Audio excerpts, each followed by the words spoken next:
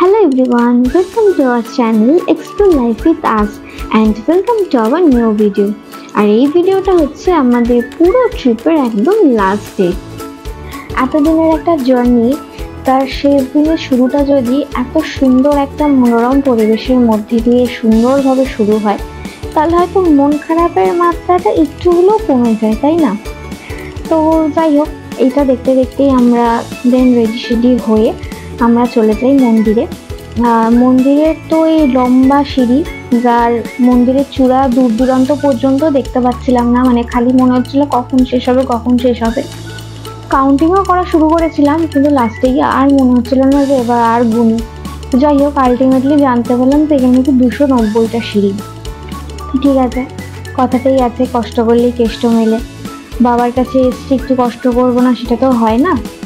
যাই হোক, আস্তে আস্তে আমরা ওপরে উঠছিলাম। তো তার মধ্যে এখানে শুনছিলাম যে এই মানে যে মন্দিরটা অ্যাকচুয়ালি তৈরি হয়েছে, এটা তো অনেক পরে আস্তে আস্তে তৈরি হয়েছে এটা অ্যাকচুয়ালি। আর আমাদের পুরাণে যে রাম সীতা ছিলেন, তারা যখন বনবাসে যাচ্ছিলেন, তারা তখন বনবাসে যাওয়ার সময় রামের স্ত্রী সীতা এই শিবলিঙ্গগুলি স্থাপন করে যান। তখন থেকে এটা চিরাচরিতভাবে এবার চলে আসছে, সবাই এখানে পুজো দিতে যাচ্ছে।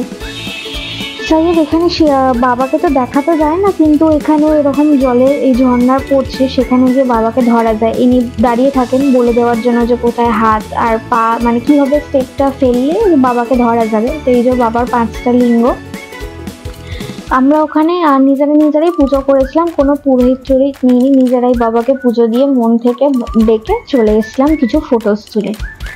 তা দেন আমরা রিসর্টে চলে আসি। আগের দিন রাত্রিবেলা তো এখানের কোনো ভিডিও নিতে পারিনি, খুব অন্ধকার ছিল। আসলে এখানে না মানে ওই একদম ছোট ছোট আলো দিয়ে সাজানো, ওই এমন না যে খুব বিশাল লাইটিং করে জাঁকজমক করে, ওরকম নয়, মানে খুব সুন্দর সুদিং একটা পরিবেশ। মানে এখানে হয়তো কেউ এমনই নয় যে এলে আমাকে হয়তো পুজো দিতে যেতে হবে বা অন্য কোথাও যেতে হবে, একদমই না। আমি এখানে জাস্ট 2 দিন কাটাতেও মানুষ আসতে পারে, এতটাই সুন্দর জায়গা। তো এখানে ছোট ছোট কতগুলো কটেজ টাইপের রুম আছে। আর এই ভিডিও শুরুতে যে অনেকে যে মানে এই ছোট ছোট যে পাখির ছবিগুলো যে দেখতে পেলে, এইগুলো সব এই রিসর্টের যে ওনার মনোরঞ্জন দাস, তারই নিজের হাতে তোলা। মানে উনি ওই প্রত্যেকটা যখন টাইম আসে, যেই টাইম মানে উনি ভালো মতো জানে কোন টাইমে পাখিরা আসে, উনি সেই টাইমে জঙ্গলে চলে যান, নিয়ে পুরো নিজের হাতে সমস্ত এই ছবিগুলো তুলে বাঁধিয়ে উনি ওনার রিসর্টের পুরো চারিদিকে ওরকম বাঁধিয়ে রেখেছেন। যাই হোক, আর এটা হচ্ছে নিচের দিকে হচ্ছে রেস্টুরেন্ট। ওনার নিয়ম হচ্ছে রেস্টুরেন্টে জুতো পরে যাওয়া যাবে না, জুতো খুলে রেখে যেতে হবে, সেটা খুব ভালো। রেস্টুরেন্টের ভিতরটাও খুব সুন্দর, মানে একদম পুরো প্রাকৃতিক পরিবেশটা হচ্ছে উনি ওনার থিমের মধ্যে দিয়ে পুরো তুলে ধরেছে। ভিতরে নানা রকম পাখি থাকে, এইসবের ছবি। তো আমরা পুজো টুজো দিয়ে এসে ভিতরে বসেছিলাম ব্রেকফাস্ট করবো বলে।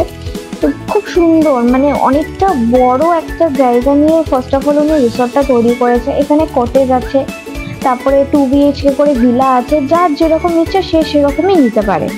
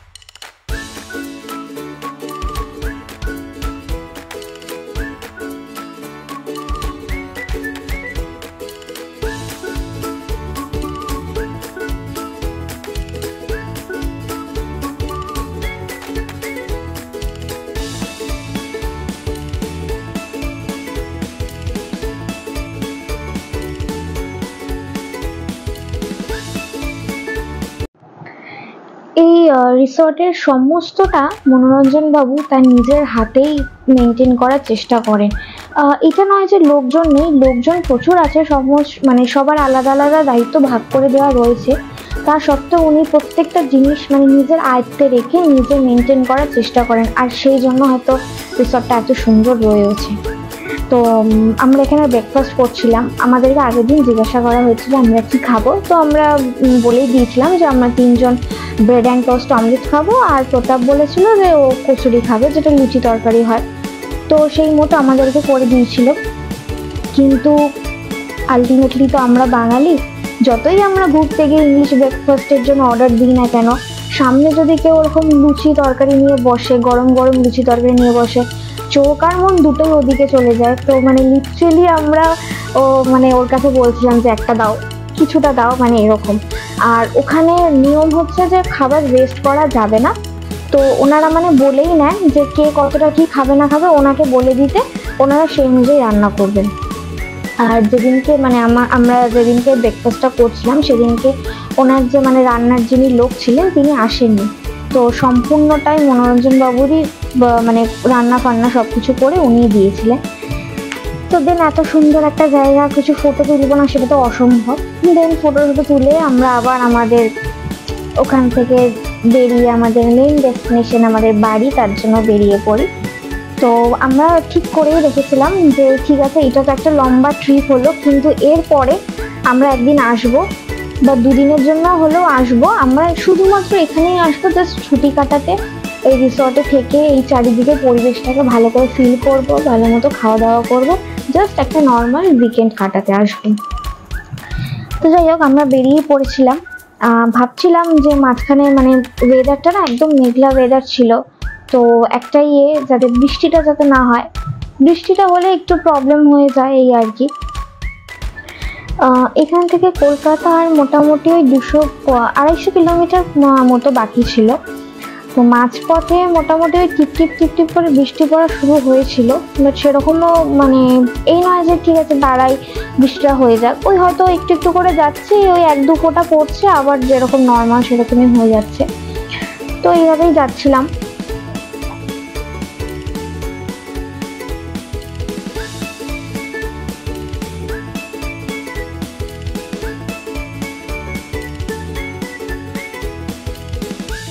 দেন আমরা এই মা বাসন্তী হোটেলে আসি লাঞ্চ করার জন্য। লাঞ্চের মেনুটা ভালোই ছিল, আমরা এখানে মাটনের থালি নিয়েছিলাম।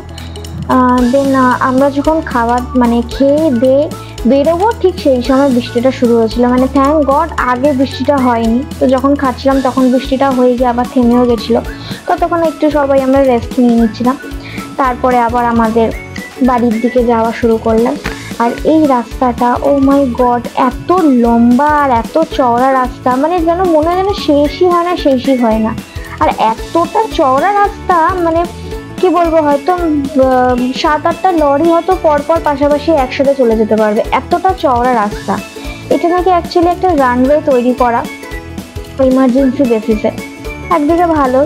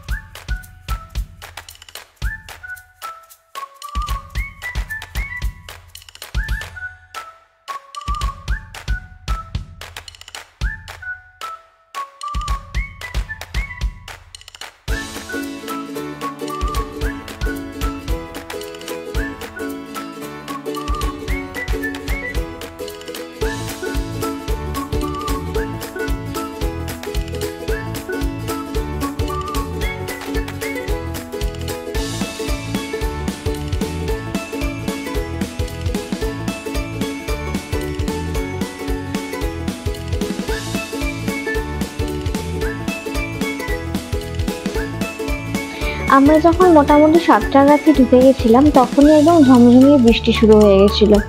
45 মিনিট মতো বৃষ্টি হয়েছিল, মানে প্রচণ্ড জোরেই বৃষ্টিটা হচ্ছিল। তো ওখানে আমাদের অনেকটা টাইম ওয়েস্ট হয়ে গেছিলো, দাঁড়িয়েছিলাম। দেন একটু যখন বৃষ্টিটা কমে গেছিলো তো আমরা আবার আমাদের বাড়ির দিকে রওনা দিই। তো আমরা বারুইপুরে তো আমরা পৌঁছেই গেছিলাম, কিন্তু প্রতাপদের আরও একটুখানি মিনি রাইড মতো বাকি ছিল। ওরা যেহেতু জয়নগর যাবে, ওদের বাড়ি জয়নগর, তো মোটামুটি বারুইপুর থেকে তো জয়নগরের ডিস্টেন্স 22 to 24 কিলোমিটার হবে। তো ওরা যাবে এখন অনেকটা। তো ভিডিওটা তো এখানেই কমপ্লিট হলো, আমাদের এই পুরো 6 দিনের জার্নিটা। তো ভিডিওটা যদি ভালো লেগে থাকে একটা লাইক, কমেন্ট আর শেয়ার করে দিও, আর চ্যানেলটাকে প্লিজ সাবস্ক্রাইব করে দিও। টাটা।